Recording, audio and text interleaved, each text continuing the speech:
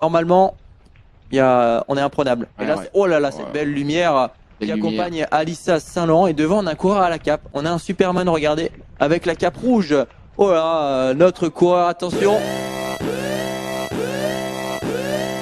Superman est parmi nous. Superman est parmi nous. Comme quoi, même les super-héros font du trail. Les super-héros font du trail. Ce sont tous des super-héros pour arriver au terme de ce 100 miles, de ces 175 km. On le rappelle, près de 500 partants. Il faudra voir la ligne d'arrivée à Obernai. En tout cas, c'est ce qu'on souhaite à chacun. Il faudra tenir la distance, il faudra tenir physiquement, physiologiquement. Il faudra tenir mentalement pour aller chercher les précieux Rolling Stones. 4 au total.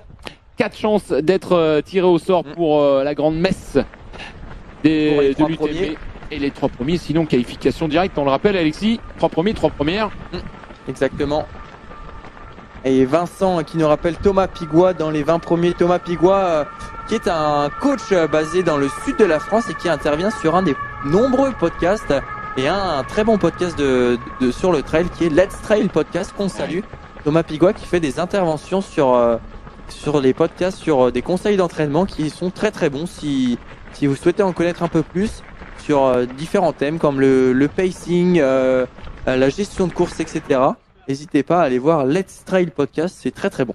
Et effectivement, c'est très très bon et il y en a beaucoup de très très bons. On pense à la bande à plus, notamment dans la tête d'un coureur. Tiens, il y a Sylvain Alexis qui nous demande si 15 km/h ça représente quel genre d'effort, quel niveau d'effort pour ce genre de coureur. Eh ben, pour ces coureurs qui sont quand même des coureurs élites, on va dire très bien entraînés, qui ont des VO2, c'est-à-dire une capacité respiratoire et surtout une économie de course. C'est ça qui fait vraiment la différence en ultra trail.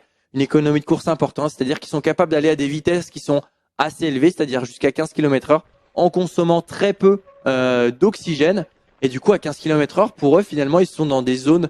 On parle souvent de 5 zones, c'est-à-dire la zone de récupération, l'endurance fondamentale, l'endurance active, le seuil et l'endurance VMA, type VMA intense. Et pour eux, ils restent dans cette zone 2, en fait. Ils sont en endurance fondamentale. Ils surveillent généralement ça avec la montre cardio où ils ont leur zone, c'est-à-dire à telle fréquence cardiaque, ils ont la montre qui leur affiche qui passe de la zone 2 à la zone 3 et du coup, ils régulent comme ça. Mais là, pour eux, ça représente une allure en endurance fondamentale à peu près, voire un début d'endurance active. Mais c'est des allures qui sont forcées, qui sont capables de tenir sur 3-4 heures d'effort facilement. Ouais, c'est des allures travaillées, même sur une longue distance comme ça. C'est vrai que pour certains qui nous écoutent, qui nous rejoignent, on se dit bah ouais quand même partir à 15 km/h alors qu'on s'engage dans un chantier de